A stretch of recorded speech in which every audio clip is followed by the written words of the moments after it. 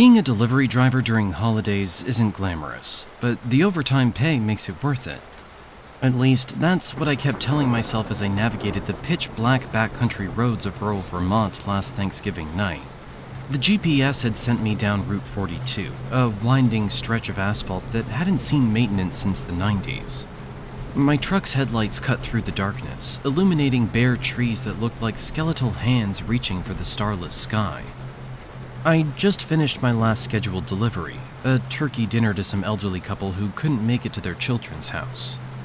The clock on my dashboard read 10:47 p.m. when I first saw the hazard lights blinking in the distance. As I got closer, I could make out a dark-colored SUV on the shoulder, its hood up. 3 people were waving frantically, a man who appeared to be in his 50s, a woman about the same age, and what looked like their teenage son. They were all wearing heavy winter coats, which made sense given the bitter November cold. Something in my gut told me to keep driving. Maybe it was the way their waves seemed almost rehearsed, or how they were positioned perfectly spread out near their vehicle. But it was Thanksgiving, and the temperature was dropping below freezing. I couldn't live with myself if I left a family stranded out here. I pulled over about 20 feet behind their SUV, leaving my headlights on. That's when I noticed the first red flag. No license plate. I'd worked as a mechanic before taking this delivery job, and something else seemed off about their broken-down vehicle. The engine wasn't steaming, no fluid puddles underneath, and the way the hood was propped looked staged. Before I could process these details, the family was approaching my truck. Their movements were synchronized in a way that made my skin crawl. The father coming to my driver's side, the mother to the passenger window, and the teenager circling behind the truck's rear. They had me surrounded. I rolled my window down just a crack. "Everything okay, folks?" The father smiled, but it didn't reach his eyes. "Battery's dead. Could you give us a jump?" His voice was steady. Too steady for someone who'd supposedly been stranded in the cold for who knows how long. "Sure, let me just call my dispatch first," I said, reaching for my phone. That's when I noticed there was no service. Of course there wasn't. The father's smile vanished. "That won't be necessary," he said flatly. The mother was now trying my passenger door handle, and I heard movement in the truck bed. These people had done this before. They knew exactly what they were doing. I shifted into drive, but the father grabbed my side mirror, pressing his face against my window. "You're not going anywhere," he hissed. The facade of the stranded family man was gone, replaced by something predatory and cruel. The next few moments are still a blur. The teenager had jumped into my truck bed and was pounding on my back window with something heavy. The mother produced a tire iron from her coat and was swinging at my passenger window. I floored the accelerator, the truck lurching forward as the father lost his grip on my mirror. The teenager in the truck bed lost his balance and tumbled out as I swerved. In my rearview mirror, I saw the family scrambling back to their SUV. They weren't done. Headlights blazed behind me as they gave chase. What followed was the most terrifying 15 minutes of my life. My delivery truck was no match for their SUV on these winding roads. They would pull alongside me, trying to force me off the road. The teenager leaned out of their window with what looked like a bat, taking swings at my truck whenever they got close enough. I took turns blindly, praying I wouldn't find a dead end. My truck's CB radio was useless out here, and my cell phone remained without service. The fuel gauge was dropping rapidly, and I couldn't keep this up much longer. Salvation came in the form of approaching headlights. A convoy of 3 semi-trucks appeared around a bend, and I flashed my lights desperately. The SUV dropped back immediately. By the time the trucks passed, they'd vanished down some side road. When I finally made it back to civilization, the police took my statement. They told me I wasn't the first. 3 other drivers had reported similar incidents in the past month, though none had gotten as violent as my encounter. They found the SUV 2 days later, abandoned in a Walmart parking lot 50 miles away. It had been stolen from a dealership in New Hampshire. They never caught the family. Sometimes I wonder how many other traps they've set on dark roads, waiting for good Samaritans who can't drive away from someone in need. I still do deliveries, but never at night and never on back roads. And when I see hazard lights blinking in the distance, I keep driving. Some might call it callous, but they weren't there that night. They didn't see how practiced those movements were, how quickly that mask of desperation turned into something inhuman. Last week, I saw a news report about a missing delivery driver 2 counties over. Their truck was found on a back road, driver's side open, no sign of struggle. The only evidence was a dark SUV with its hood up, caught on a hunting camera half a mile away. No license plates. I called the detective working the case. I hope they find that driver alive, but deep down, I know better. That family is still out there perfecting their trap, waiting for someone else who can't ignore a call for help on a cold night.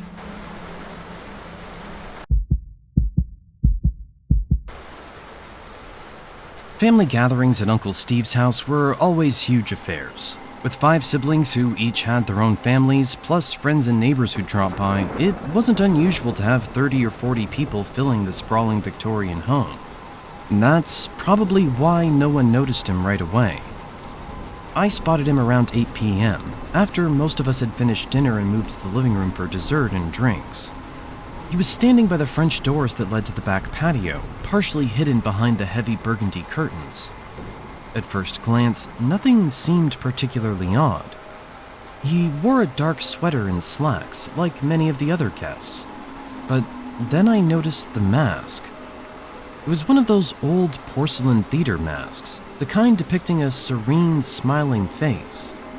But this one was cracked, with thin fissures spreading across its surface like spiderwebs. Through the cracks, I could see glimpses of skin and one dark eye that seemed to be studying our family with unsettling intensity. I nudged my cousin Rachel. "Hey, do you know that guy?" She looked over and shrugged. "Must be one of Jason's artsy friends. You know how theater people are." Jason, our youngest cousin, was always bringing interesting characters to family events. But when I asked Jason later, he just shook his head. "Never seen him before." As the evening progressed, I noticed the masked figure moving around the periphery of different rooms, always watching, never speaking. He'd stand perfectly still for long periods, then suddenly shift positions when no one was looking. Sometimes he'd tilt his head at an odd angle, like a curious dog trying to understand what it was seeing. My Aunt Maria approached him at one point, ever the gracious hostess, offering him a plate of food. He just shook his head slowly, the mask catching the light in a way that made its cracks look like fresh wounds. Around 9:30, things took a turn. I was helping clear some dishes when I heard my mother gasp. The masked man had positioned himself in the center of the living room, surrounded by our family members. Slowly, deliberately, he raised his hands to the mask. The room fell silent as he removed it. His face.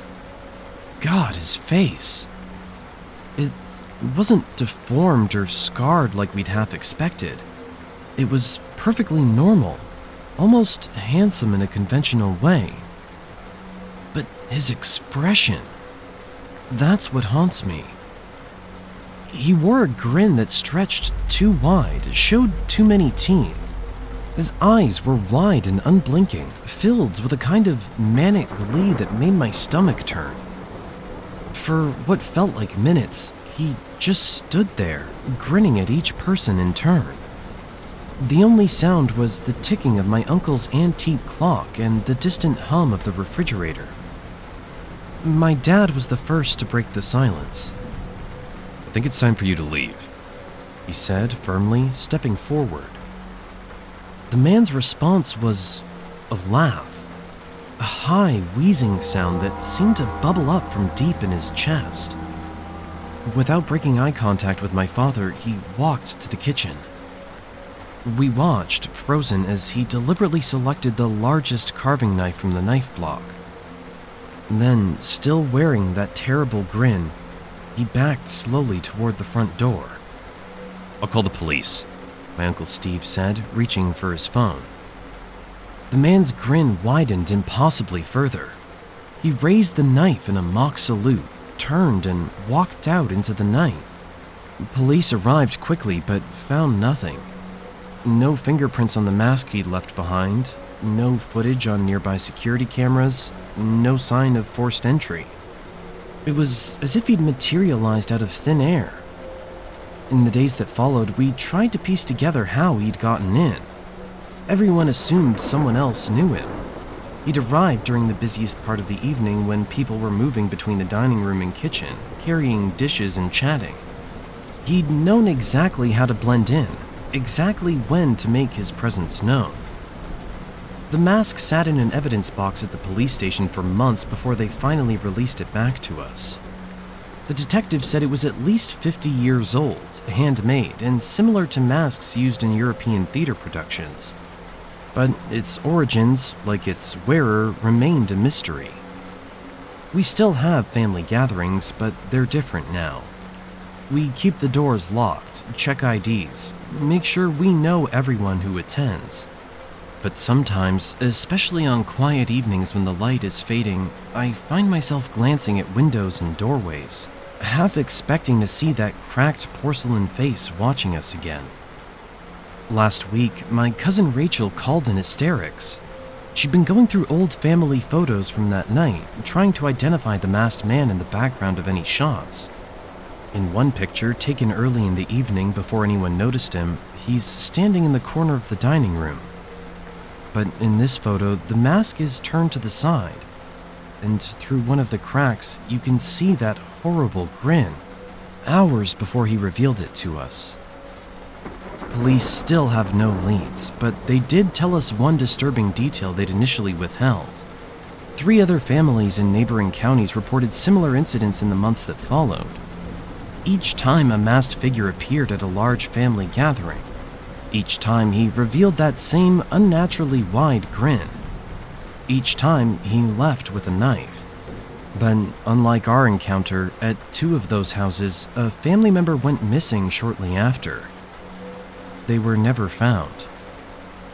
Sometimes I wonder if he chose to spare us that night, or if he was just practicing, perfecting his technique. Every family gathering, I count heads obsessively, making sure everyone is accounted for.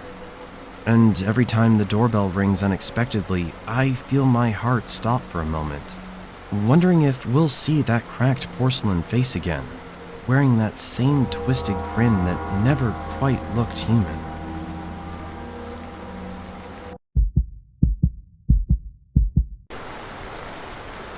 I've always loved Thanksgiving. The warmth of family gathering, the familiar faces, the comforting smells of turkey and pumpkin pie. But last year's Thanksgiving changed everything. What happened that night still haunts me. Makes me question every stranger I meet and every coincidence that seems too perfect. It was around 4 p.m. when the doorbell rang.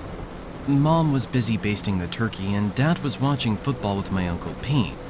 I remember hearing Grandma's surprised "oh" from the foyer, followed by an unfamiliar male voice that seemed to carry an unsettling eagerness.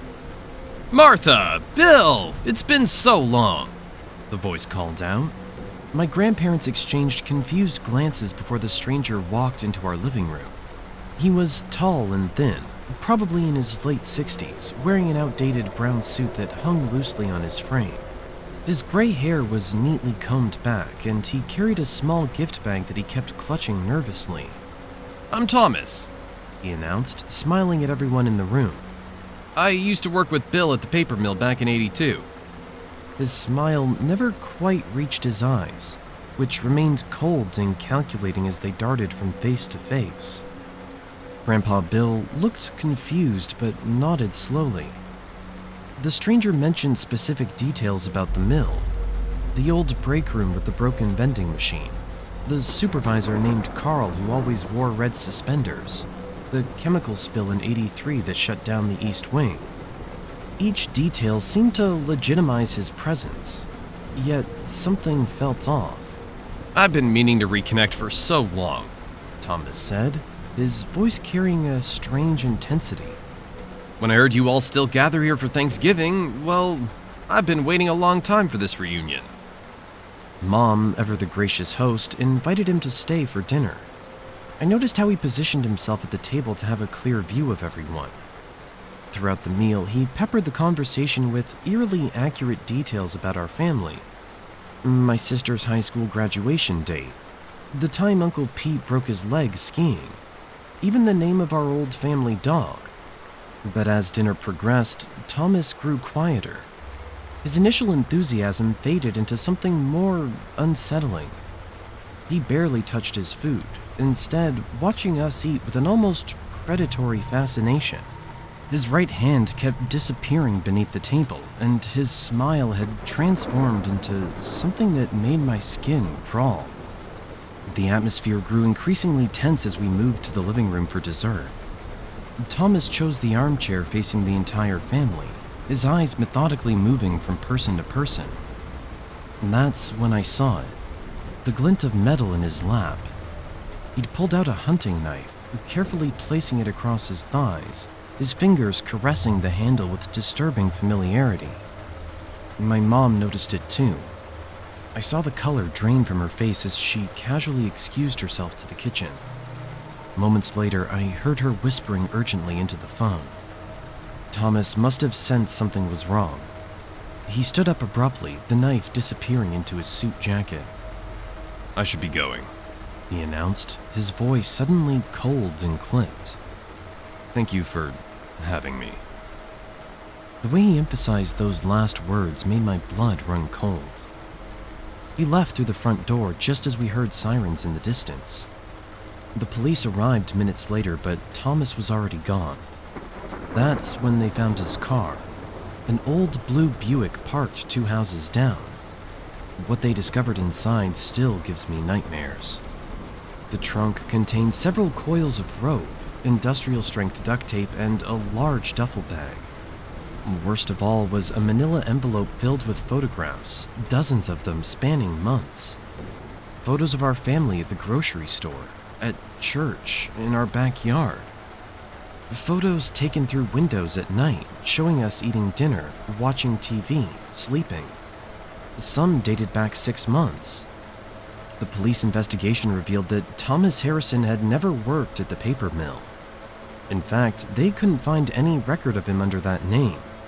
He'd simply studied our family for months, learning every detail of our lives, waiting for the perfect moment to insert himself into our holiday gathering.